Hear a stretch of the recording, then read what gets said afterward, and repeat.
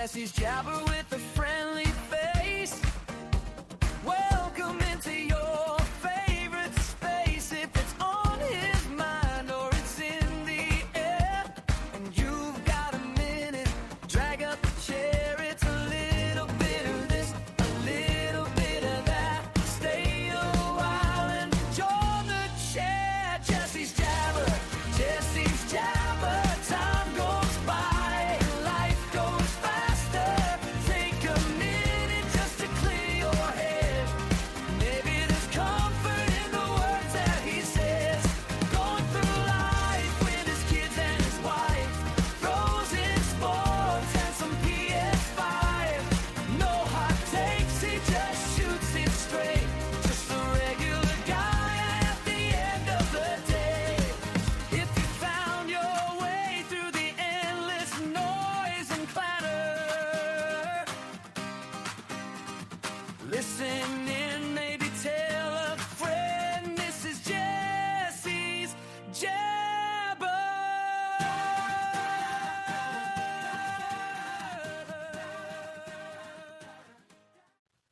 When we're kids, all we want to do is grow up. We can't wait to be adults. We're so excited to be grown, to be in charge, and to choose how late we go to bed. We plan out our whole life sometimes and paint this elaborate picture of what we'll be and all the things we'll do because we're adults. I was no different. Yeah, I had loads of plans. One might have been outright defiant. I was going to close all the windows and curtains in my house and smoke cigarettes when I got grown. Another grown-up thing I was going to do is buy a big van and haul my grandparents to the Great Smoky Mountains every year. Of those two things on that imaginary checklist I had as a kid, the closest I got was the big van. There was a family trip to the Smokies with my grandparents, but it was long before the Great White Whale. After we grow up, some of us follow through on the plans we made. Some of us jump into the workforce, and some of us cross paths with people who change our lives forever. This is Jesse's Jabber. Outnumbered, overstimulated, and on the mic. Let's get into it.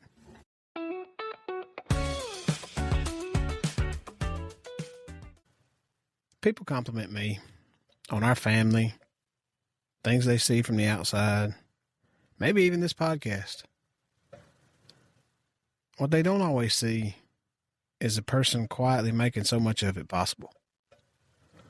If you've ever laughed at one of my stories, learned something from an episode, or admired our family, there's a good chance Maria had a hand in it long before you ever heard about it. She doesn't just love our family.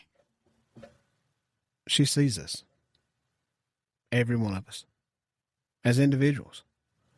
And I've learned that loving someone and seeing someone may not always be the same thing.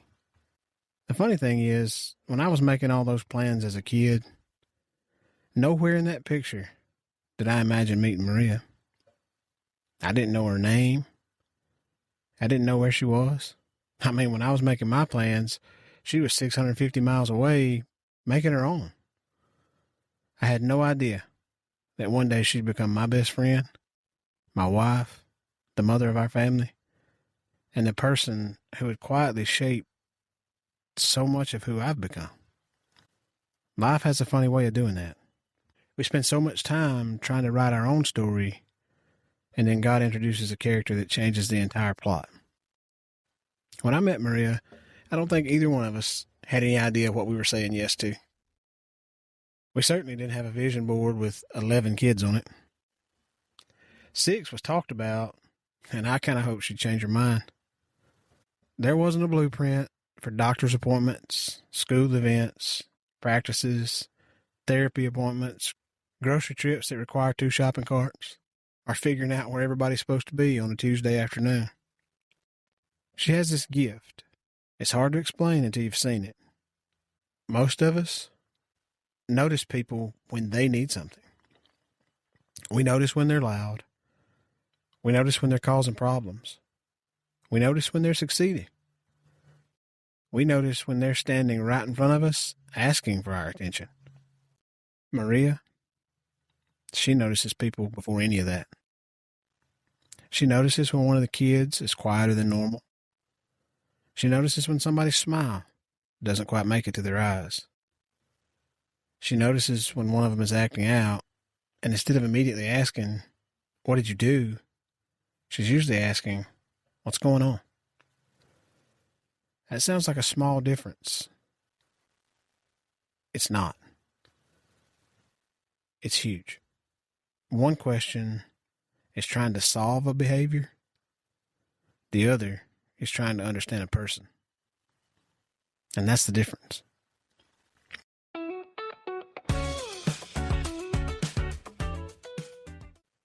In a house our size, it'd be easy to get lost trying to manage kids. Keeping schedules, getting homework done, making sure everybody eats, getting everybody where they're supposed to be. There's days when it feels like we're running a small city. I even have days where I can't tell if I'm coming or going. The truth is, sometimes survival becomes the goal. You're just trying to get everyone dressed, fed, buckled up, and where they're supposed to be without forgetting somebody's lunch, backpack, or somebody's shoes. You find yourself asking questions like, who's got practice tonight? Who has an appointment? Did anybody feed the dog? It can feel like you're constantly putting out little fires all day long. And when life gets that busy, it's easy to start seeing people by their responsibilities instead of their personalities. You don't mean to. It just happens. One becomes the one with baseball. Another one is the one who has speech therapy. Another one forgot his homework again. Before you know it, you're remembering calendars better than you're remembering hearts. That's where Maria's different. Even in the middle of all the chaos, she has this incredible ability to pause long enough to ask, what does this child need right now? Not how do I get them through the day, but how do I help them grow? She never lets the squad become names on a calendar or tasks on a checklist. She knows them. Not just their birthdays or their favorite color. She knows what encourages them. She knows what discourages them. She knows who needs a little extra reassurance and who needs a little extra accountability. She knows that what works for one child might completely miss the mark with another. And she'll most definitely advocate for their needs to be met.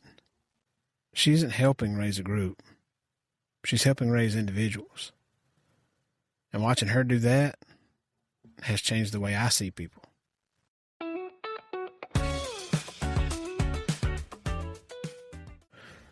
I'm the one who expects the squad to fall in line without question. I expect instructions to be followed and only given once. That also leads to towels in the fridge and sweet tea jugs downstairs. If you listened last week, you know what I mean. I'm not mean about it. I just have high expectations and sometimes forget their brains don't work like mine because they aren't adults yet.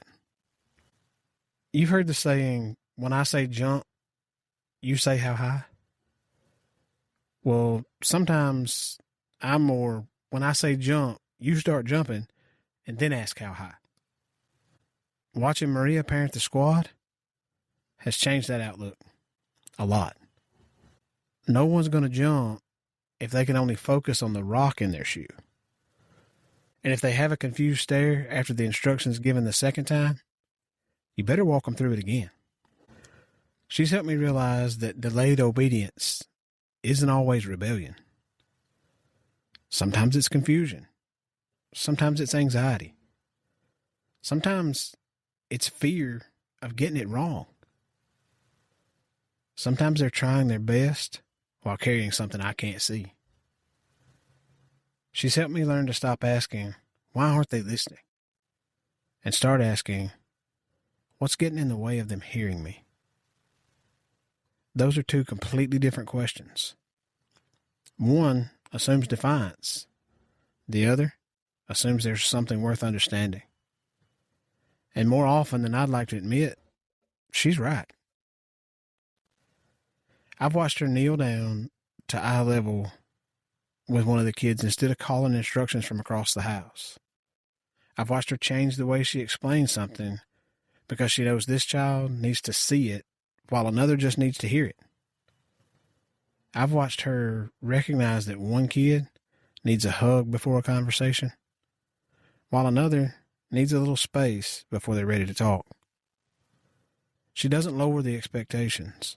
She changes the approach. That's a lesson I wish I'd learned a lot sooner. Because the goal isn't just getting kids to obey. The goal is helping them succeed. When you really see someone, you stop expecting everyone to climb the mountain the same way. You realize that what looks like laziness might actually be discouragement. What looks like disrespect might be frustration. What looks like stubbornness might be a child who simply doesn't know how to put into words what they're feeling. Seeing people doesn't mean making excuses for them. It means understanding them well enough to know what they need so you can help them become who they're capable of being. And I've come to realize that's exactly what Maria's been doing all along.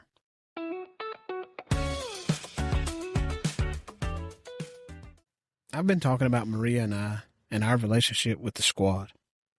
But this doesn't just relate to our house. The idea of seeing people carries over into other areas of life too.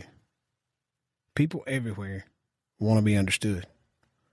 In today's society, everyone gets a label. The difficult coworker, the lazy employee, the troubled teenager, the old man, the quiet kid, the annoying neighbor. We reduce people to one chapter of their story. Sometimes it's the worst chapter. Sometimes it's the most recent. Sometimes it's just the chapter we happen to witness. And then we act like we know the whole book. Maybe that difficult coworker is trying to hold it together after sitting beside a hospital bed all night. Maybe the lazy employee isn't lazy at all. Maybe they're just exhausted. Maybe they're overwhelmed. Maybe they're carrying something they haven't told anyone about. Maybe the troubled teenager isn't looking for attention. Maybe they're looking for hope. Maybe the old man who seems grumpy is carrying the loneliness that comes from outliving the people he loved. Maybe the quiet kid isn't shy. Maybe they've just learned that speaking up hasn't gone well for them in the past. And that annoying neighbor is just hoping somebody will stop long enough to have a conversation. The truth is, we don't know. And because we don't know, maybe we should lead with a little more grace and a little less judgment. That doesn't mean we have to ignore bad behavior. It doesn't mean there aren't consequences or accountability. There absolutely should be. But accountability and compassion can exist at the same time. We can expect the best from people while still trying to understand what they're carrying. I've learned that from watching Maria. She doesn't excuse poor choices, but she refuses to let a poor choice become someone's entire identity. She has a way of separating the person from the behavior. I think that's what seeing people really is. It's choosing to believe there's more to someone than the 15 seconds, 15 minutes, or even 15 days we've experienced with them. It's remembering that every person we meet has a story we haven't heard, a battle we can't see, and a reason they've become who they are.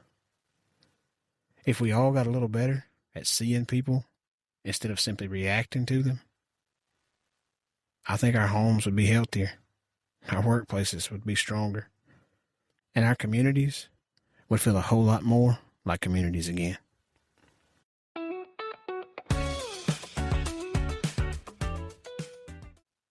You know, it's funny. When I was a kid, I thought growing up was about finally getting to make all the decisions. Staying up late, buying the big van, doing whatever I wanted. What I didn't understand was that growing up isn't really about getting your own way. It's about learning to see beyond your own way. I've also realized that the people I admire most aren't necessarily the loudest or most successful. They're the people who make others feel seen. That's Maria. She's reminded me over and over again that every child deserves to be understood before they're corrected. Every person deserves to be seen before they're judged.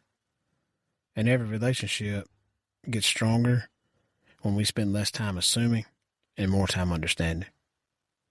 I'm still learning that lesson. There's days I still move too fast. Days I still expect people to think like I do. Days I still react before I understand. But because I've spent years watching someone who naturally sees the people around her, I catch myself a little quicker than I used to. Maybe that's the challenge for all of us this week. Slow down. Before we decide someone's lazy, ask what they're carrying. Before we decide someone's difficult, wonder what they're fighting. Before we decide someone's ignoring us, ask if they actually understood us. And before we reduce someone to the worst moment we've witnessed, remember that we only walked into one chapter of a story that's been unfolding for years. We may never know what someone's carrying, but we can always choose to carry a little more grace. And who knows? The person who needs to be truly seen today might be sitting across our dinner table, working beside us, living next door, or looking back at us in the mirror. This is Jesse's Jabber. Outnumbered, overstimulated, and on the mic. Drive safe. Hug your people.